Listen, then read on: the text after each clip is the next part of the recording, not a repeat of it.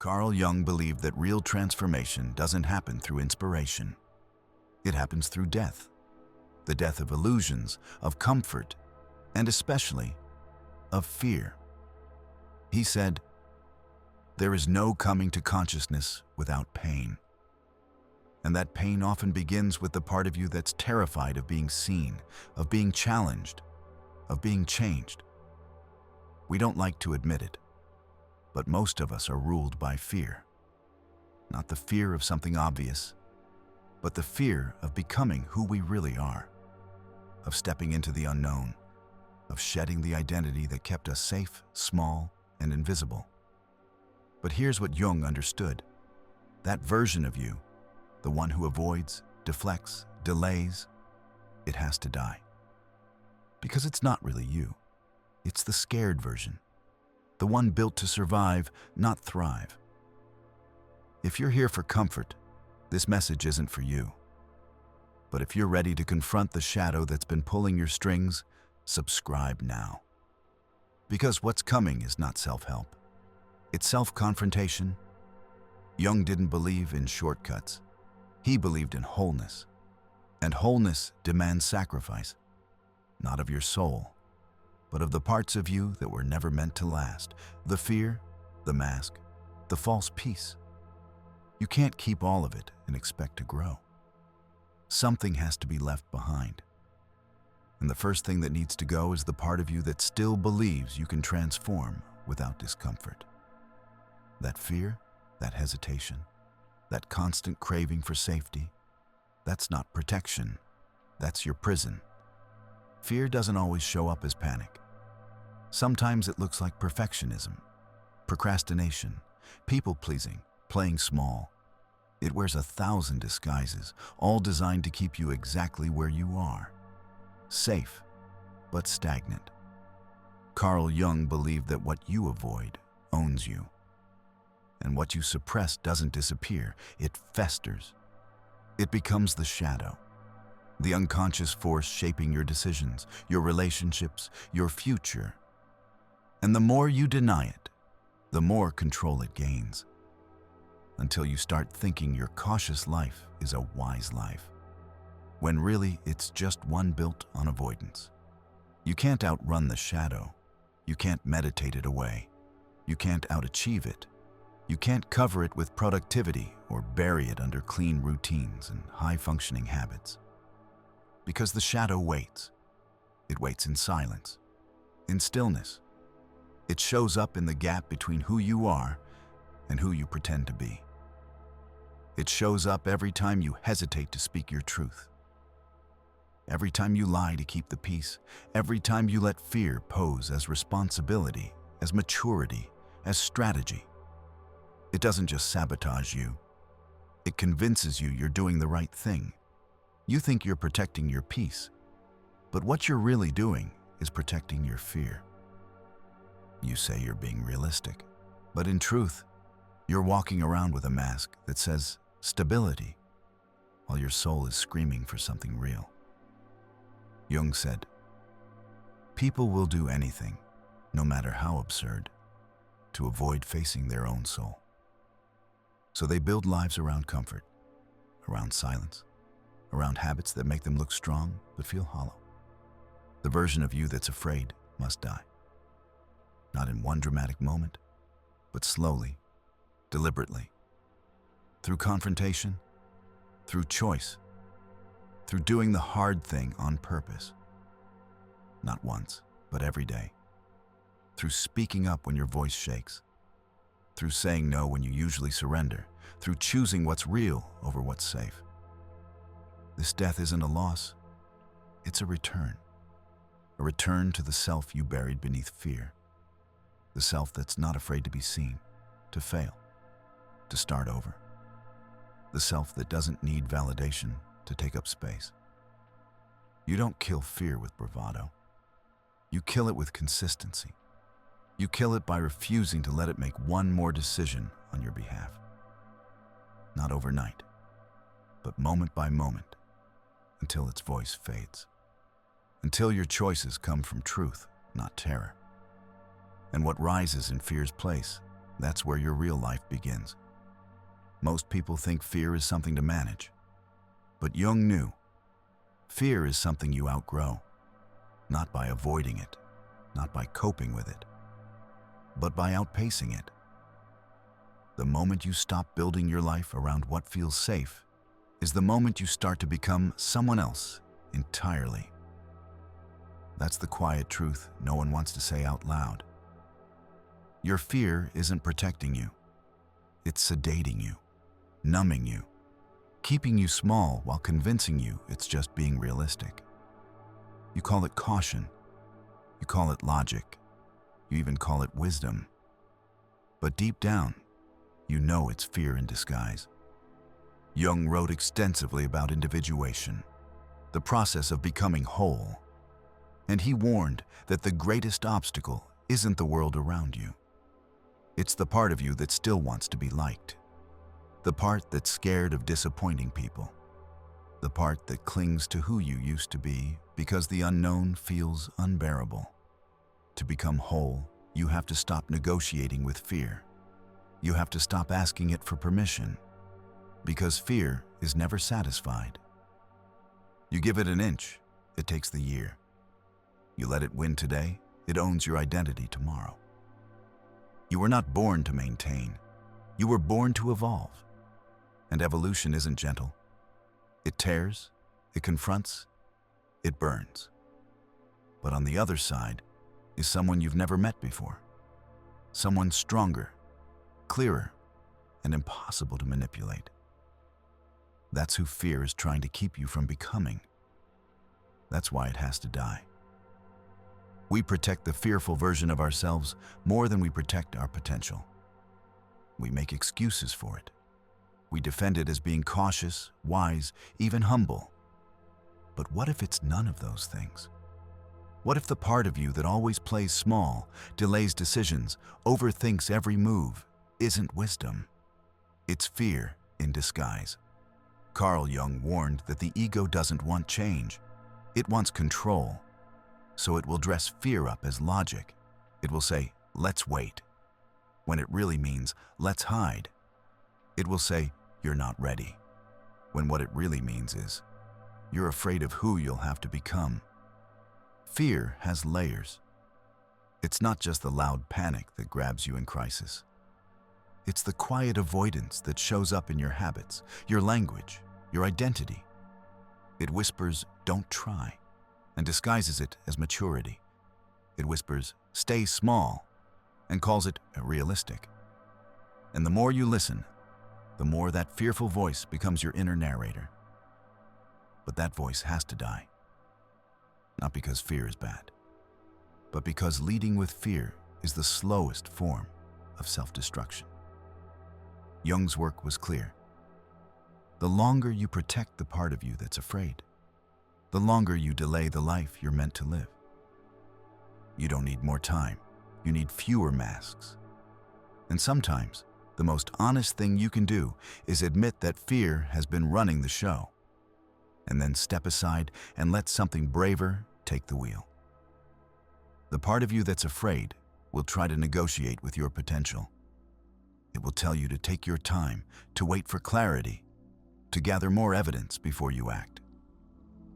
It will disguise hesitation as wisdom. But Carl Jung warned, clarity doesn't come before the leap. It comes after.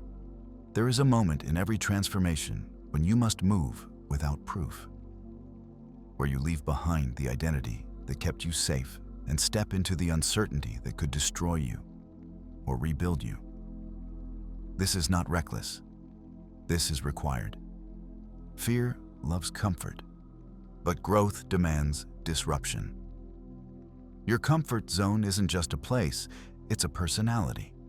It's the version of you that's mastered avoidance, the one that plays small so no one can criticize, the one that stays agreeable so no one ever leaves.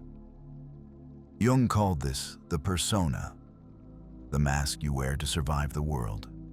And masks feel safe, but they suffocate. If you want to evolve, the mask has to crack. The false identity has to burn. The part of you that smiles while suppressing your truth?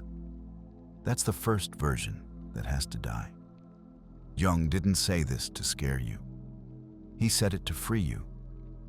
Because what's left after the fear dies is something most people never meet. The self that doesn't flinch. The self that doesn't beg. The self that chooses truth over safety every single time. Most people don't want freedom. They want comfort that looks like freedom. They want a life that feels safe, predictable, manageable, even if it means staying small. Jung called this the danger of the unlived life. The quiet decay of potential, traded for routines that numb rather than awaken. The tragedy isn't that people fail. It's that they never truly try. They follow the script handed to them, decorate the cage, and call it contentment. But that fear you keep feeding, the fear of failure, of judgment, of change, it's not keeping you safe. It's keeping you forgettable. It's keeping you silent when you should speak, still when you should move, compliant when you should confront. And the more you obey it, the more you shrink into someone you don't even recognize. Jung warned us. The shadow you ignore becomes your master, and the fear you tolerate becomes your identity. You start to build a life around your fears until your fears become your home. So let's be clear. The part of you that's afraid will not surrender easily. It will disguise itself as logic, as humility, as caution. It will speak in soft voices. Don't rock the boat. Stay where it's safe. You're not ready yet. But every time you listen, you die a little inside. You postpone the life that's trying to be born in you. Because fear doesn't speak the truth. It speaks survival. And survival is not the same as living. It's a holding pattern, a slow erosion of everything vibrant, wild, and meaningful inside you. To evolve, you must rebel against fear's authority. You must do what Jung demanded of the soul. Face the dark and walk through it. Not because you're fearless, but because something in you is tired of waiting. Something in you is exhausted from pretending. Something in you wants to be real. And real only happens when the fear-shaped version of you is no longer calling the shots. When you finally risk being misunderstood, criticized, rejected, and do it anyway. The unlived life is always easier. That's why so many people choose it. But it will never be enough.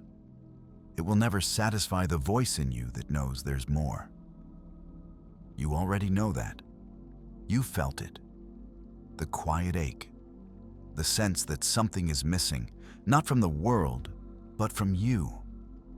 The question now isn't whether you've heard it. The question is, what will you do about it?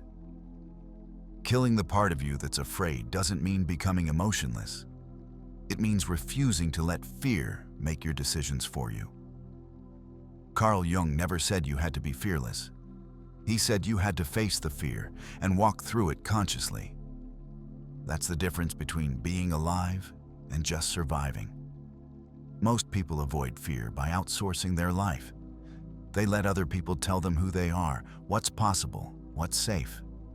They choose the predictable over the meaningful, the familiar over the necessary. But Jung saw how this dependency on safety fragments the self. You lose touch with your instincts. You become a stranger to your own potential. If your entire identity is built around being liked, being accepted, being unshakably comfortable, you've already abandoned your inner truth. The real you is buried under a dozen survival strategies. And the longer you wait to confront that, the more suffocating it becomes. You start to feel heavy, restless, anxious. Not because something external is wrong, but because something internal is being denied. That's the weight of an unlived life. The soul knows when it's being avoided, and fear, if not faced, becomes the slow poison that keeps you quiet, keeps you agreeable, keeps you stuck. Jung's work invites you to face that poison, not with rage, not with ego, but with clarity. Because once you bring fear into the light, it loses its grip. The only way to reclaim yourself is to challenge the story fear wrote for you. And that starts with a choice. Stop asking what could go wrong, and start asking what will happen if you don't move at all. The part of you that's afraid will say, "This is just who I am." It will tell you that you're not ready, that it's too late, that you need more time, more healing, more permission. But Carl Jung saw through that voice. He knew it wasn't you. It was your fear wearing your voice like a mask. And here's the hard truth. As long as you believe that voice, you'll never move. You'll study growth, talk about change, even surround yourself with people who inspire you. But you'll stay the same. Because fear doesn't need to scream to control you. All it needs is your agreement. Jung said, "People will do anything, no matter how absurd, to avoid facing their own soul." And that's exactly what the afraid part of you wants. Endless distraction, constant motion that leads nowhere. Just enough progress to feel safe, but not enough to actually evolve. So if you're tired of circling the same mountain, you have to stop negotiating with fear. You have to stop explaining yourself to the part of you that's terrified of risk. Growth doesn't argue with fear. It moves anyway. You won't kill your fear by analyzing it to death.